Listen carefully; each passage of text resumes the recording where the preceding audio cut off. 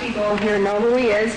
I just want to read a real quick little saying that a member of the audience told me about. This is from Solzhenitsyn, and this is one of the reasons I think we're all here, and we kind of have to remind ourselves why we're doing this. He says, and how we burned in the cabin later thinking, what would things have been like if every security operative, when he went out at night to make an arrest, had been uncertain whether he would return alive and had to say goodbye to his family? Or if during periods of mass arrests, as for example in Leningrad, when they arrested a quarter of the entire city, people had not simply sat there in their lairs, paling with terror at every bang on the downstairs door and every step on the staircase, but had understood that they had nothing left to lose and had boldly set up in the downstairs hall an ambush of half a dozen people with axes, hammers, pokers, whatever else was on hand. After all, you knew ahead of time that those blue caps were out at night for no good purpose. But we didn't love freedom enough. That's what makes this country great. It's not diversity, it's freedom. Bill Cooper.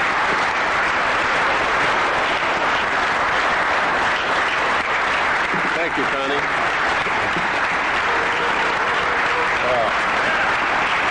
Thank you.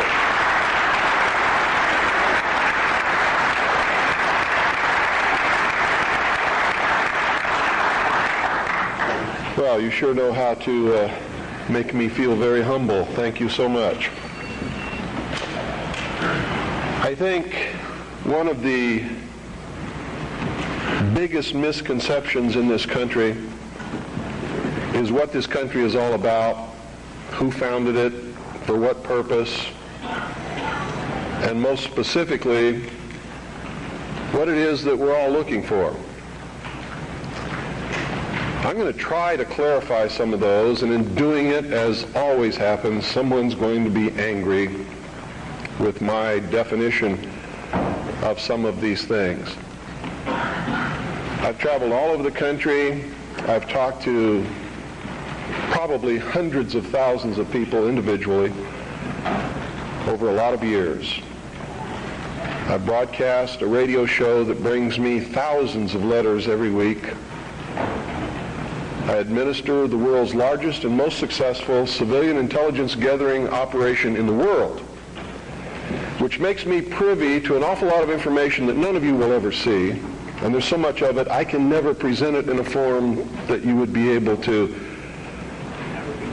look at it and digest it.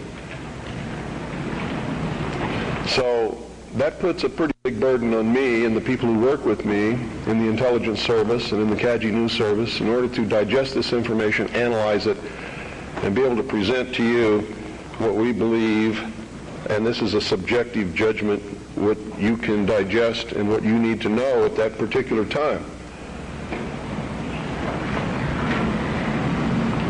And in doing this, digesting all this information, reading all of these letters from people of every kind of background that you can imagine, every race, every religion, every kind of agenda. Believe me, there's an awful lot of agendas going on in this country that are dangerous to Americans.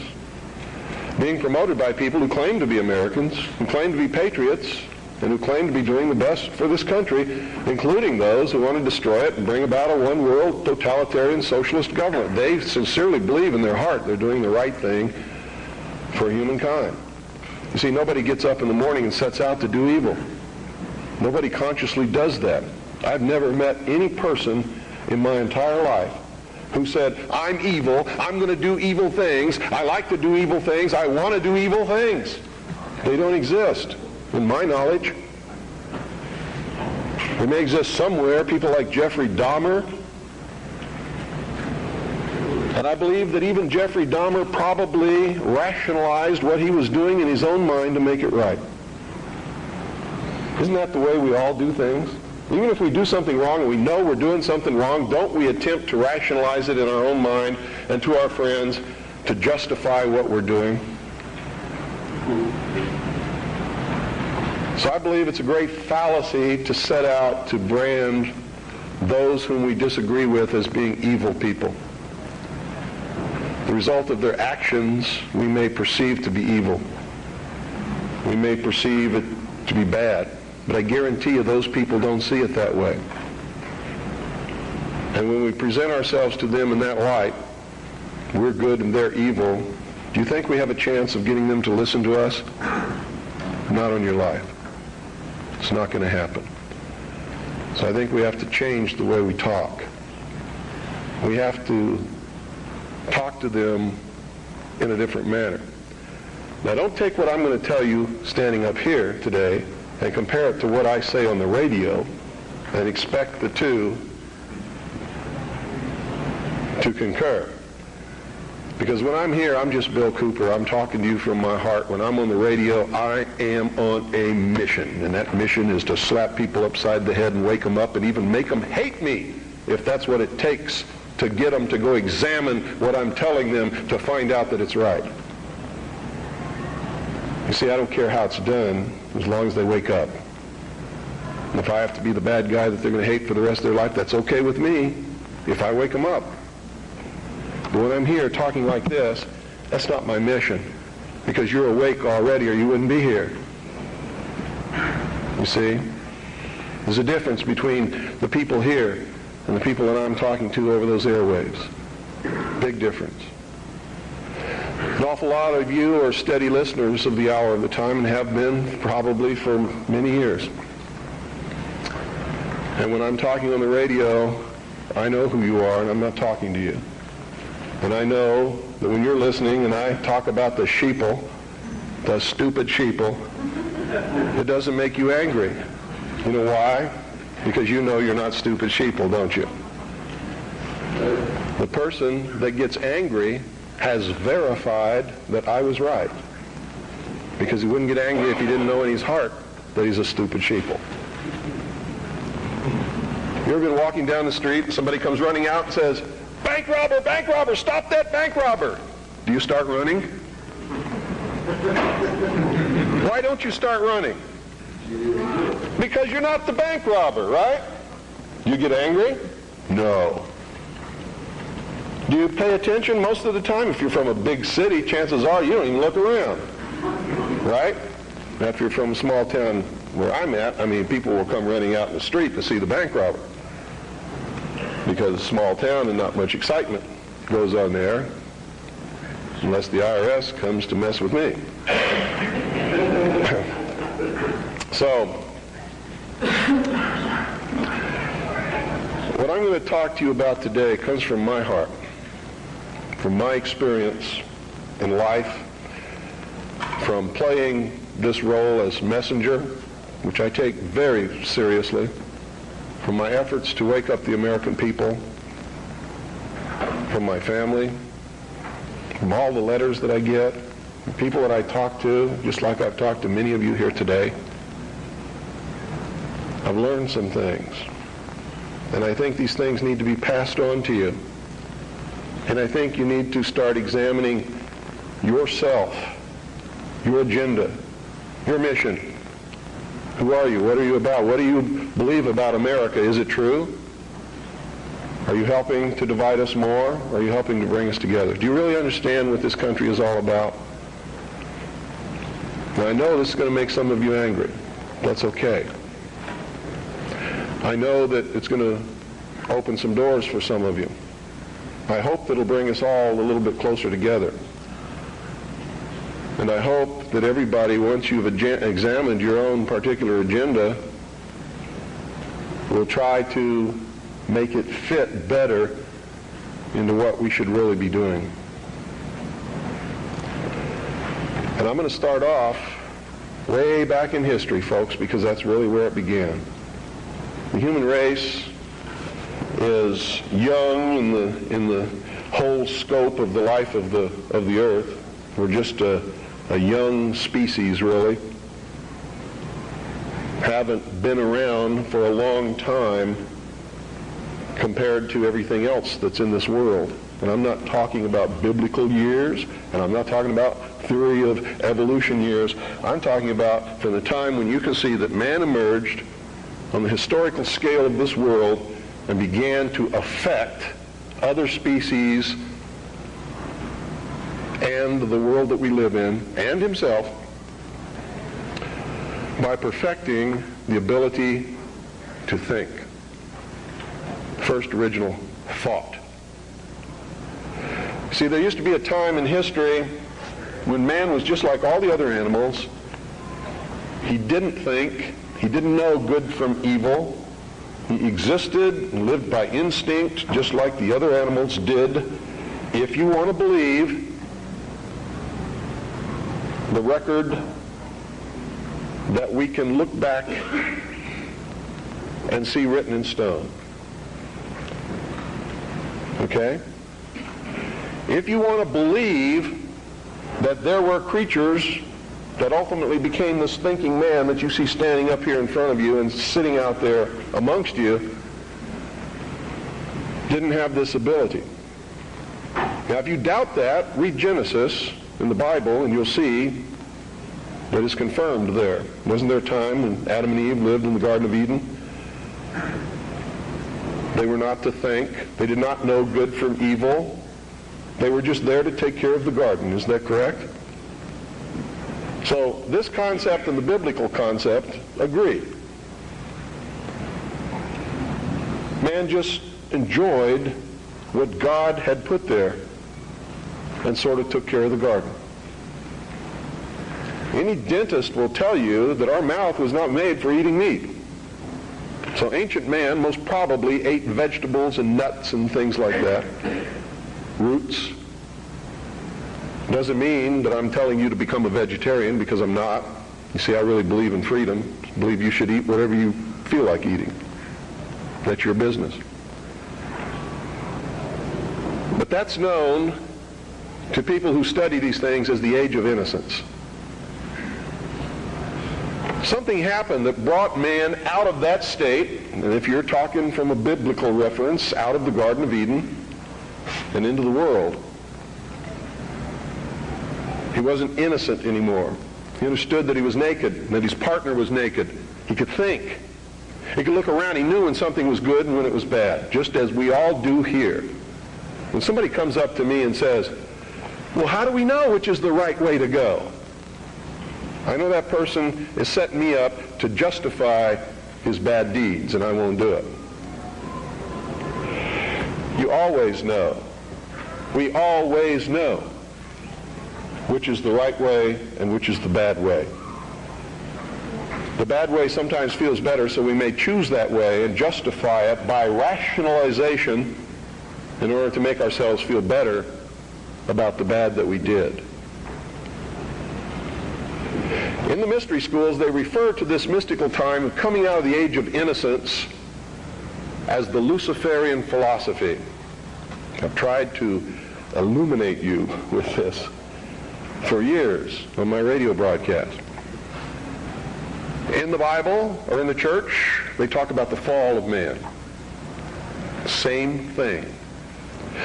There's only one difference between the Luciferian philosophy and the fall of man, is that those who talk about the fall of man believe in God, whether or not they believe in a Savior. They believe in God.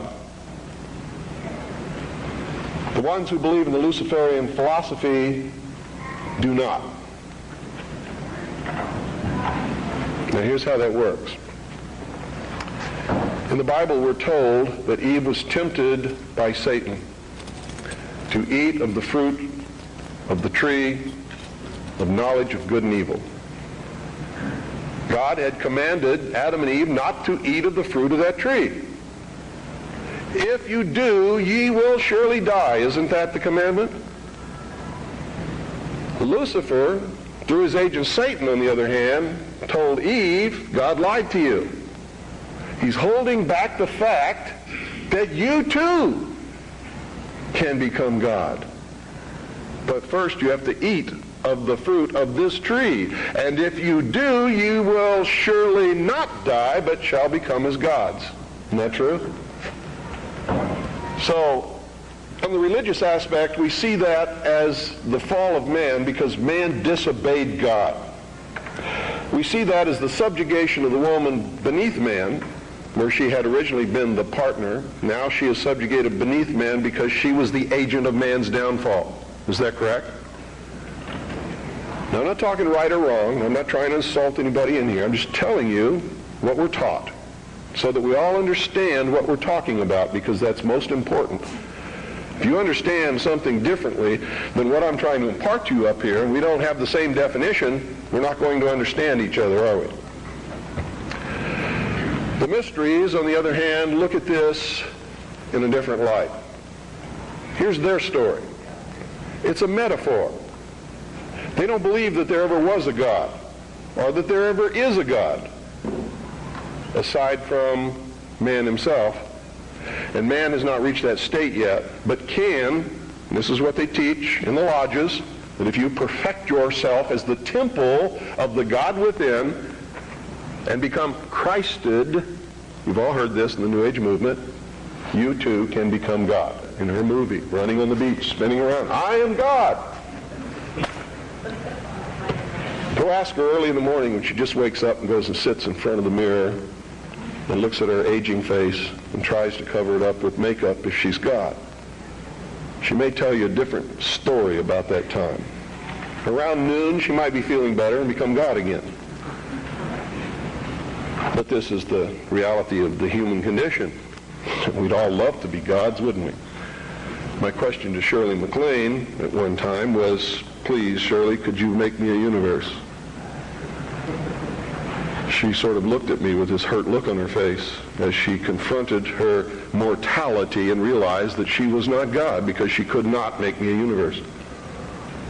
She couldn't even make herself a universe. She can't even make herself look young again.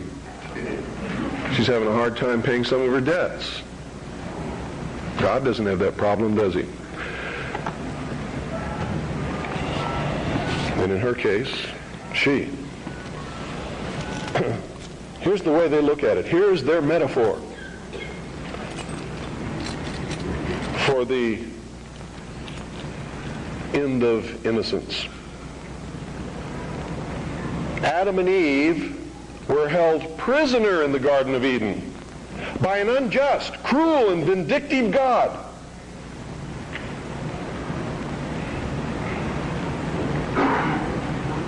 Until Lucifer, through his agent Satan, set man free from this garden by giving him the gift of intellect. Through the use of intellect, man will conquer the earth, will conquer nature, and will himself become God. It's taught in every Masonic temple in this land. Every secret brotherhood, every secret society, every mystical temple, every occult organization teaches the Luciferian philosophy. They do not believe in Lucifer. They do not believe in any entity called a devil, and they do not believe in God. It is a mistake for you to assume that they do. They are atheists in the strictest sense of the word. They are humanists. That's their religion. At the highest level, their goal is to create a world in which the adepts, the 1,000 points of light, working behind the veil to create the culmination of the great plan, can realize the ultimate happiness for mankind.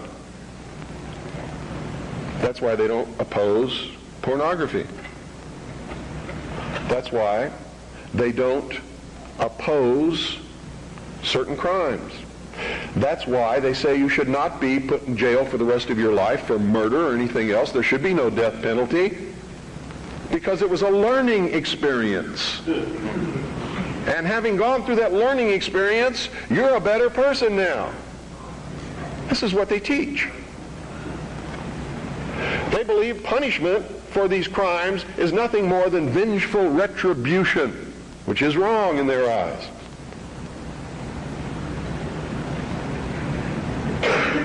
So these are really the two philosophies that we have competing with each other in the world today. Who brought man the gift of fire? Prometheus. Who was Prometheus? Lucifer. What was the gift of fire? Knowledge, intellect. Hasn't man created industry, culture, society, science from the use of one solitary thing? Fire. Without fire, none of it would have occurred. None of it. Nothing. There would be no society without fire. That's how it's represented in the ancient myths and in the mysteries. How art thou fallen from heaven, O Lucifer, son of the morning? What is it represented as? A bolt of lightning struck a tree. The tree burst into flames. Ancient man, if you watch the movie Quest for Fire, rushed up and grabbed one of the burning branches, and it burned his hand, and he let it go. He probably didn't go any farther than that the first time. Second time, he may have found a deer that had been roasted by the heat of the fire in the forest. And being hungry, maybe he partook of some of that meat and found that it tasted pretty good. Also, the fire was warm and didn't get cold at night. And this is where the whole battle between the forces of light and darkness comes from. Man sat up on a rock one night watching the sunset and said, "Boy, I'm in deep trouble now. I can't see in the dark. There's wild beasts out there. There's tigers with teeth 7 inches long that want me for dinner. What am I going to do?" He didn't know what to do.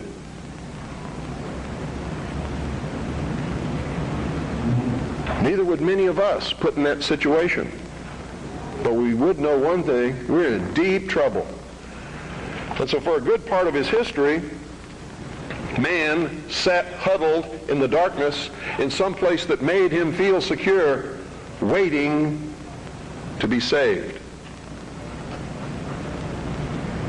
Now remember, folks, I'm not telling you what I believe. I'm telling you what is taught in the mysteries. I'm telling you what our enemies believe. Make no mistake about it, they are our mortal enemies. They want to see us wiped off the face of the earth.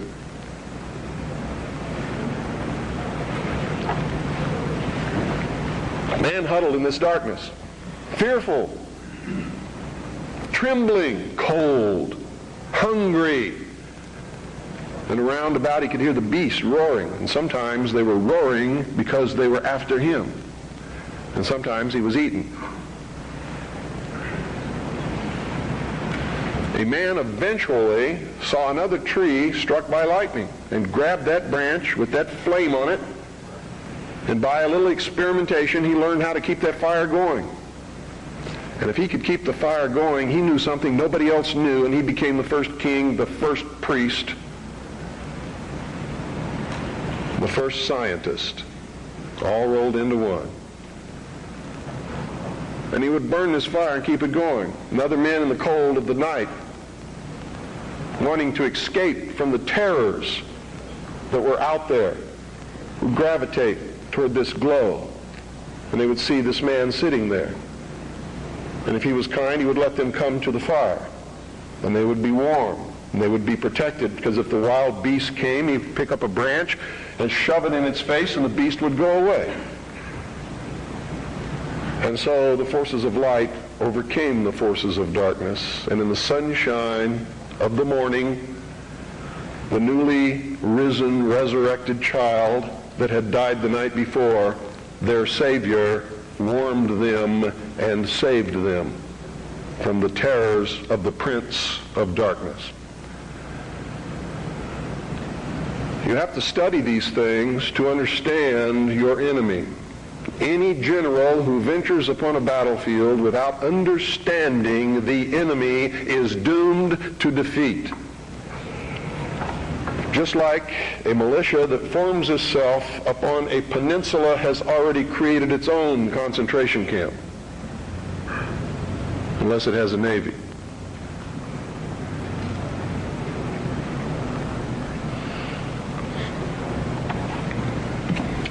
Damn good militia, I might add.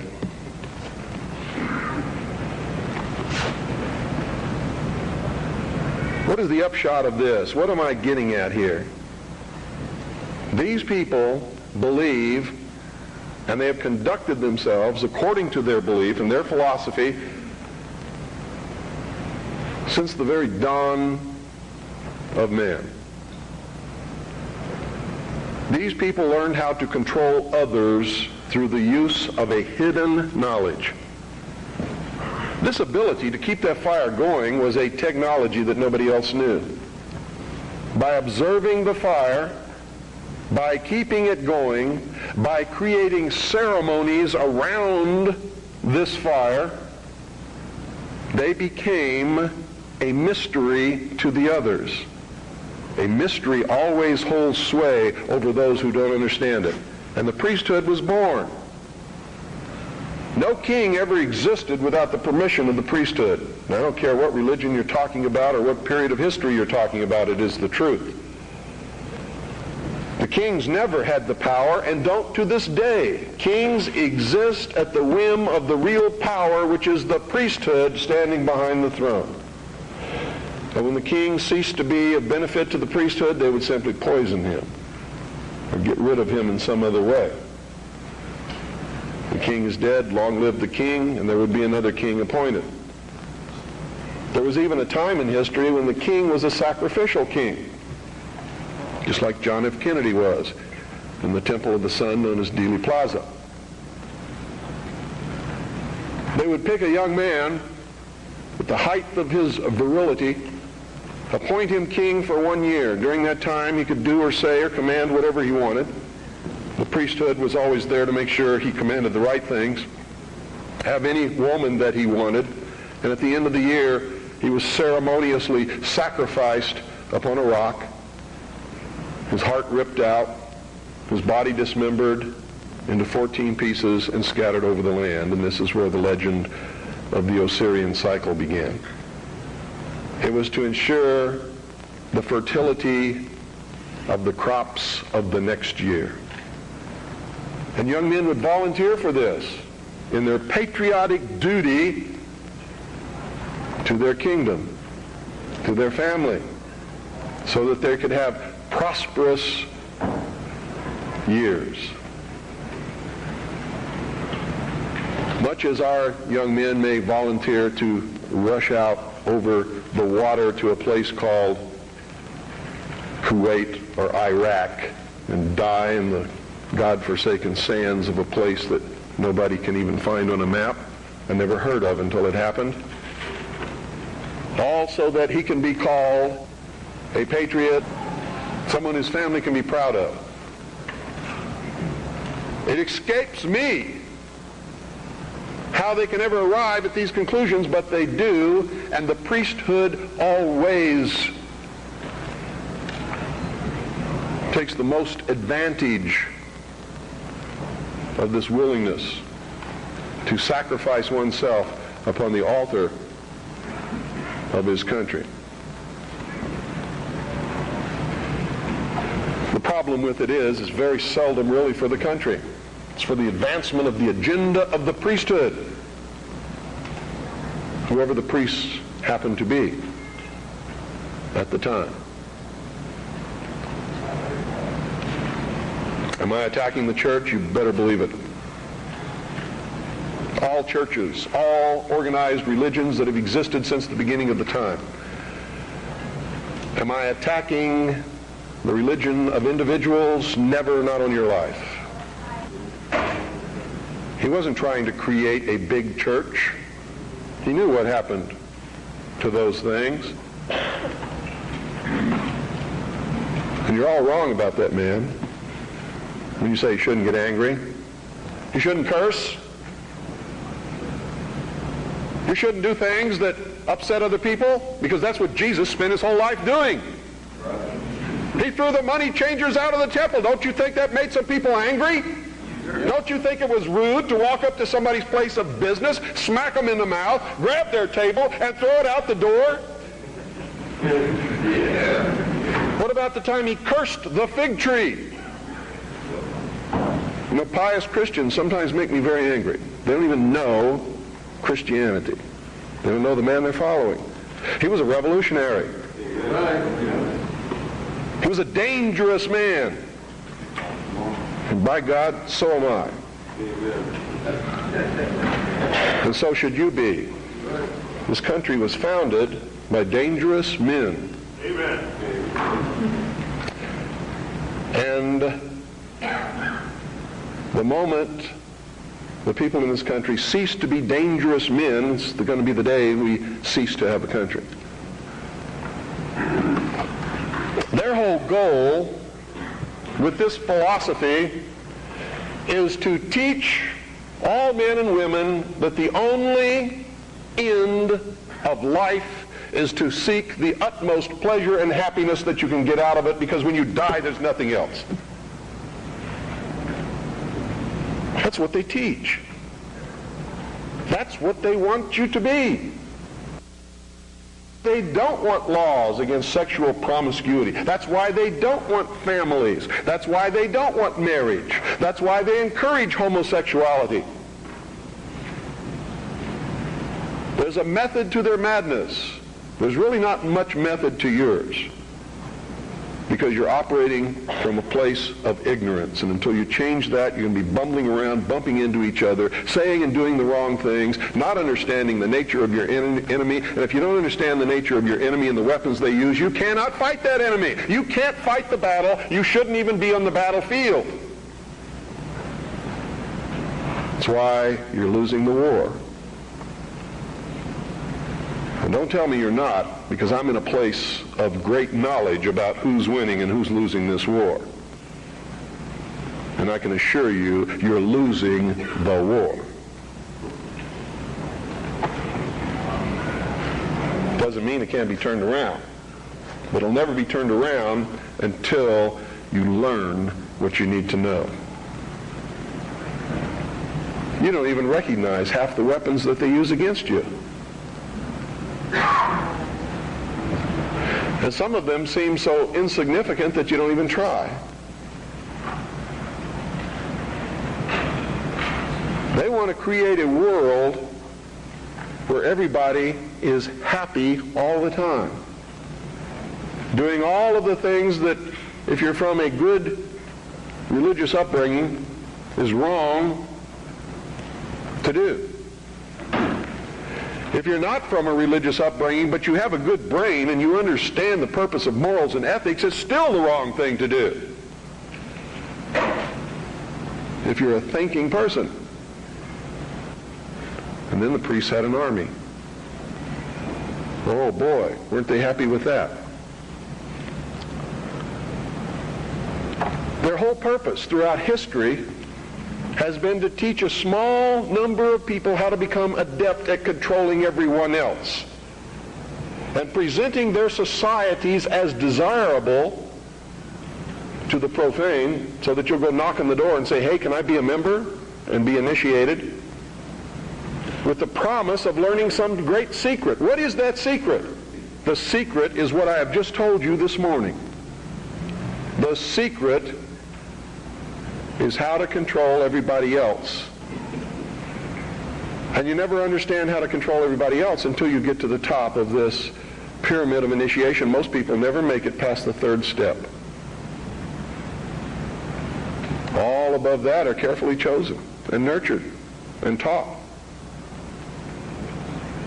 And Americans, for all these years, have been looking around for the enemy.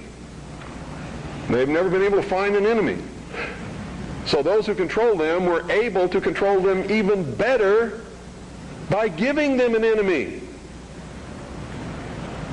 That's what Stalin and Churchill and Roosevelt determined at Yalta. Who was going to be the enemy post-war? Turned out to be Stalin. And there was going to be this phony Cold War so that the population would never discover the real enemy. And I'm talking about the population of the Soviet Union as well as the rest of the world.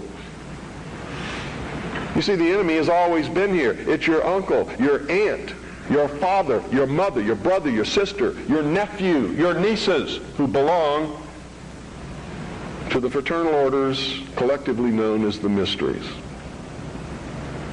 The very highest degrees of which, combined together, make up a secret order known as the Illuminati.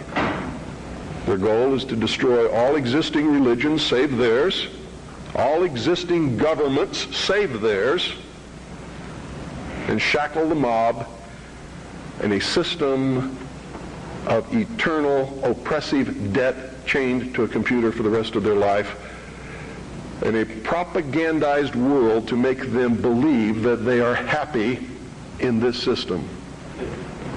Now, do you think they're succeeding? Haven't I described to you just now exactly what is going on in the world today? Yes, they're succeeding. They're succeeding because the American people don't understand their enemy. They don't even know what's happening. People were extolling the virtues of Pat Buchanan and actually considering voting for that man for president, and he sent them all a postcard. And on the front of that postcard, he identified himself as a high priest of the mysteries. Because on the front of his Christmas cards that he sent to all of his followers was the penis of Osiris, the phallus, the obelisk, with a nice red bow tied around the base which represented the testes. You know what he was saying to you? Are there any children in here? He was saying, he was laughing at you. And so was every other member of the Illuminati. He was a highly degreed member of the sovereign and military order of the Knights of Malta, which was taken over in the Peasants' Revolt in England by the Knights Templars, who had sworn revenge upon the old Hospitallers of St. John's, which later became the Knights of Malta because of their role in the suppression of the Templars. How many of you watch Trinity Network? How many of you watch Pat Robertson? You ever seen the cross in the crown? Do you know what that means? It's the symbol of the Templars. The Knights Templar. It is the symbol of the unification of the church and the government over the people. Is that what you want? Every time any church gets control of government, the people suffer. It has always happened. That's why our founding fathers established a country where that was not supposed to happen, where everybody was free to worship at the altar of their choice. And if you think they were all of one mind, you better think again. How many religions of the Protestant group do you think existed in this country when our founding fathers put together the Constitution? Over 1,500 different groups, all claiming they were right, teaching a different dogma, quoting Scripture to justify what they said, and everybody else was going to hell. So don't give me this Christian nation bullshit, because that's what it is. This nation reflected Christian values because the people who made up the government in the early days were Christian, but none of them agreed with each other, and they still don't today. They very seldom ever have. What do you mean by Christian? Seventh-day Adventist? Branch Davidian? We need to do some serious evaluating, some very serious checking out of agendas. You really want to take over the government and make it a theocracy? Because I'm going to tell you exactly what's going to happen if you do that. You're going to burn people at the stake who disagree with you. And if that happens, I'm going to have to take up arms all over again. And so will many of you, because you're going to be persecuted. You see? Because whichever one controls the government, you're going to have to conform to that teaching, and if you don't believe in it, you're a heretic. Do you understand what I'm talking about? What is our common bond truly? Freedom. Freedom. Without freedom, you can't be a Christian no matter what denomination you belong to. You can't be a Buddhist. You can't own a donut shop. You can't drive from here to Oregon. You can't be an American, because that's what it's all about, and that's the only thing that it's all about. Nothing else. Nothing else. It's about freedom. Freedom. Only freedom.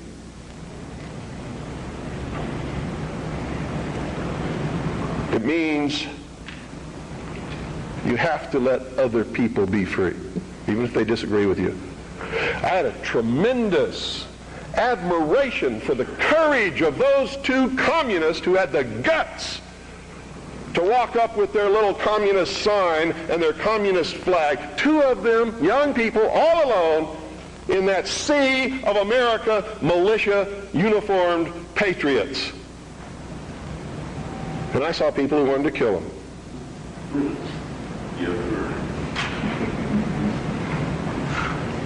You know, I don't like their philosophy. They're misled, misguided. Communism is a terrible thing. But they had guts. And I had a great respect for them. And I believe in freedom. Which means there is no way in the world that we could have had that meeting on your State House grounds this morning unless they had the right to do what they did. Then you had better understand that. Because if you stop them from having their freedom to make their political statement, you have stopped yourself. You have stopped everyone. And that must never happen in this country. It must never happen in this country. Because if it does, there'll never be another congregation like this, and you'll never hear me speak again because I'll be dead. And so will most of you. This country's about freedom. Because only with freedom can you have all of the other things that everybody professes that they want. It's the only way it can be done. I hear all kinds of misconceptions and misstatements. I have the freedom of the press. No, you don't. No, you don't. The man who owns the press has the freedom of the press. And he can say in his press whatever he wants, but you can't. That's why I get angry with Americans when they say, the Jews control the press. Who sold it to them? How'd they get it?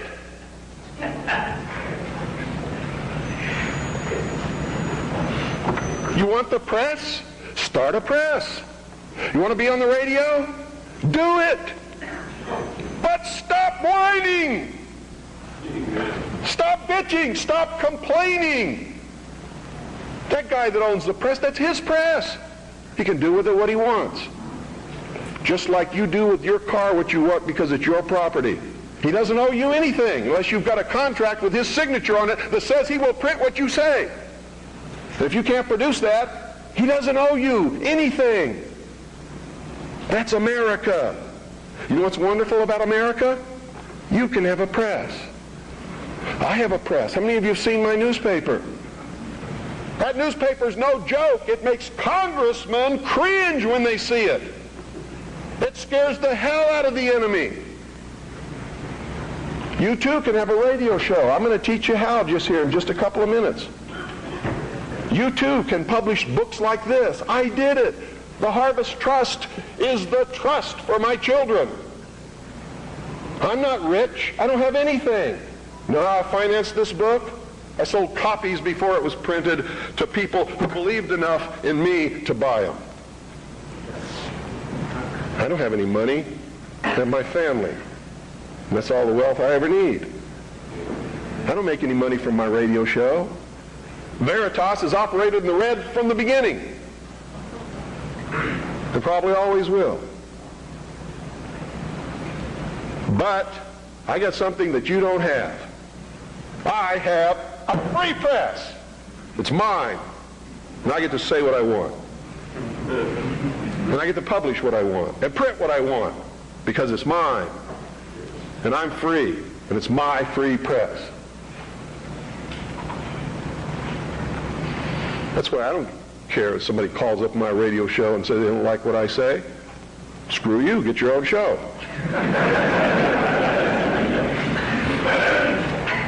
I I don't care that they complain because I won't let them talk on my radio show. Screw you. Get your own radio show. This is mine. Belongs to me. I don't have any contract with you. I don't owe you anything. I was speaking in California one time. A lady stood up in the middle of the crowd and said, "You make me so angry. You're a terrible man. Why didn't you tell me this years ago?" She was lucky I was telling her then. I didn't owe her anything. But she blamed me because she didn't have the information that I was imparting to her on that day years ago. And I had it years before that. I didn't know how to do it. I would have. Oh, God, I would have. You don't really understand sometimes what a terrible burden it is to know some of the things that I know and try to wake people up and impart this knowledge to them and find out that they just have walls built in front of them. They want to be slaves. But we're making some chinks in those walls. You too can have a free press, and that's what it's going to take to get this country back without bloodshed. And I'm going to tell you right now, unless we can be successful in creating a real free press where the American people get different viewpoints other than those expressed in the establishment-controlled media, there's going to be a civil war in this country, and it's going to come soon. The only thing that can stop it is by waking up vast amounts of sleeping people. Sheeple is what they are. They are following the Judas goat right into the shearing pens, and from there they will go to the slaughter, and they will not know that anything is wrong until they smell the blood of the sheeple in front of them.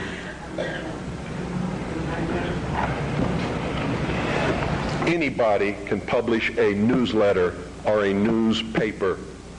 Anybody. It is not expensive. It is not difficult. And everyone in this room should be doing it all across this country. And everybody that you come in contact with, you should encourage them to do it. And we should flood this nation with information. Not rumor, not opinion, not bullshit. Documented fact. Everything you print must be documented. If it's not, eventually people will stop reading your newsletter or your newspaper. Because all they have to do is check out a few things and find out it's not true, and you're finished. You must publish only documented fact. And you must stay away from printing articles from people who will not document as fact what they put in their articles. That's why my broadcast scares the hell out of socialists. That's why in a White House memorandum, I was named as the most dangerous radio host in America, not because I'm going to go out and shoot somebody, but because I shoot documented facts which cannot be refuted. That's why. That's what's dangerous.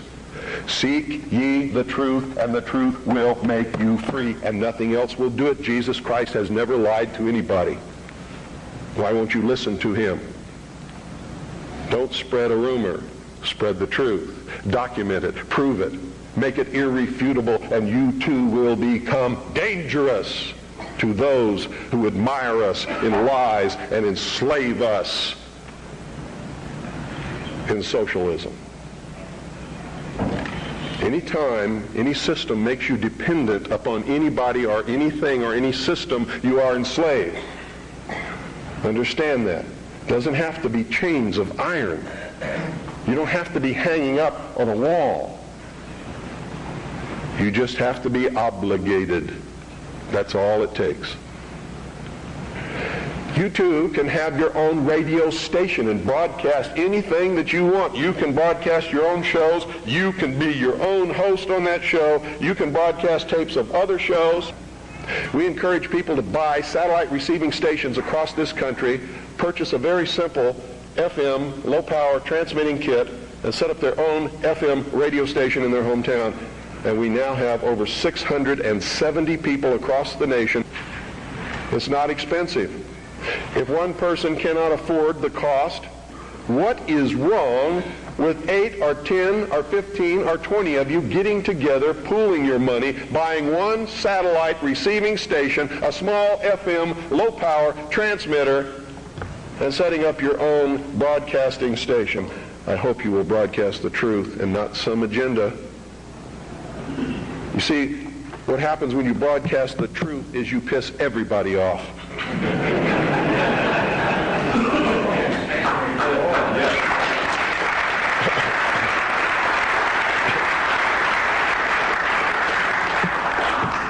If you don't have my address, I want you to write it down. It's the Harvest Trust.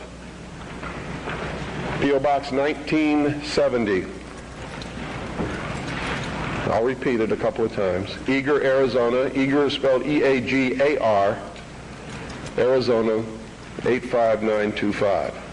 That's the Harvest Trust. P.O. Box 1970. Eagar, Arizona 85925. If you have purchased Oklahoma City Day One, it's on the back cover at the bottom. If you don't have a pen and you would like to have the address, you can go up to my wife's table upstairs on the second floor and get one of our flyers. The address will be on the flyer. And all you have to do is purchase that equipment, set it up, hook it into the satellite receiver, and you're on the air with your own radio station within just a few weeks. Broadcasting the Worldwide Freedom Radio Network are your own shows, are other networks that are up there that are Patriot Broadcasting, such as Amerinet and others. Understand this too. I'm not trying to tell you what the truth is, because sometimes the truth is extremely difficult to find. And sometimes we believe we're broadcasting the truth and it turns out we really aren't. But if we find out we aren't, we must be willing and instantly able to go on the air and say we were wrong and correct it. That's a responsibility that we all have to carry. It's embarrassing. I've had to do it several times because I'm a human being. I make mistakes too. The only difference being when I make a mistake, it's usually not forgivable. It's what happens when you become a public figure. Your wife can make a mistake, but Rush Limbaugh never! Right?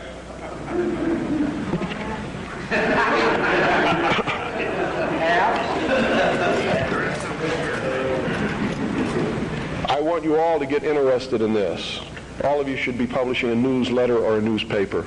All of you should be documenting what you publish. All of you should have a satellite receiving station and be rebroadcasting programming to your neighborhood. All you got to do is make sure that you're broadcasting on a frequency that's not interfering with any other broadcast. Which means you don't just check it at your house. You get in your car and you drive out 25 miles and all around, and you make sure that there's nobody else on that frequency before you use it, so you know you're safe. In my little town of Eagar, which is a very small town, between Springerville and Eagar is 2 miles. Another 2 miles either way, and you've covered everybody in the valley. And I'm up on a big mountain in the middle of this valley where the town surrounds the mountain, and I'm broadcasting 6 miles in every direction in my town. And it's militia country. Arizona is dangerous for socialists. And when the war starts, heaven help whoever they send to fight in Arizona. Because it's still really kind of like the old West days in a lot of places. It's dangerous. Where I live, Ike Clanton made the sheriff angry one day. The sheriff rode 25 miles, grabbed Ike Clanton by his hair and drug him to jail by his hair. Which brings me close to the end of my, I think it is. How much time do I have? 3 more hours.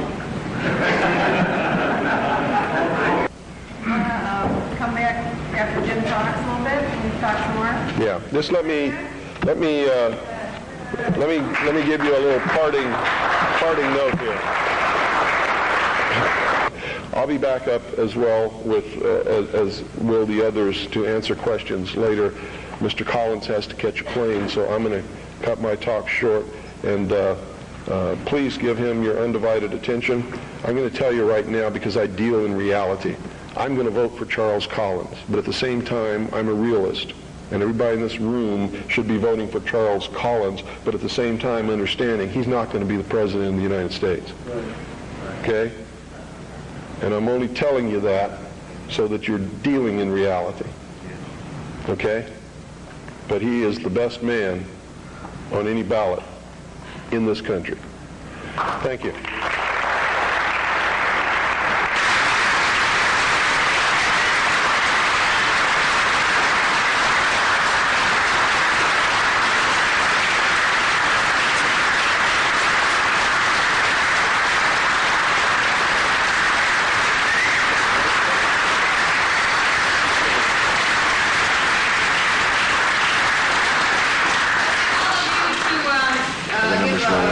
This is the man that designed the No UN flag, John Sorensen.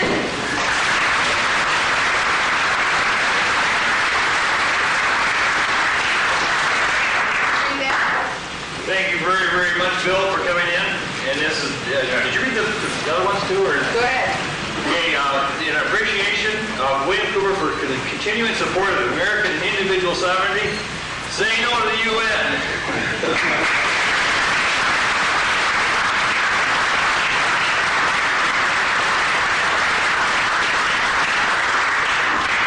I had this crazy dream about some folks who love this country, who all began to dream the same dream.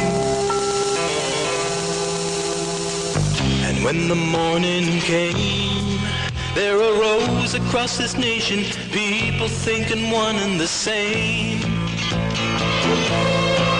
And they awoke to find their freedoms and all their liberties had gradually been taken away. And when they realized the danger to their posterity, I heard those patriotic people say, we want this country back. We ain't just joking, Jack. We want our liberty and our dignity and our freedoms and our rights restored. We want this country back. She's been driven way off track. We're wide awake and we're madder than hell now, and we ain't gonna take it anymore. No, we're not gonna take it anymore. Remember golden days when the stars and stripes forever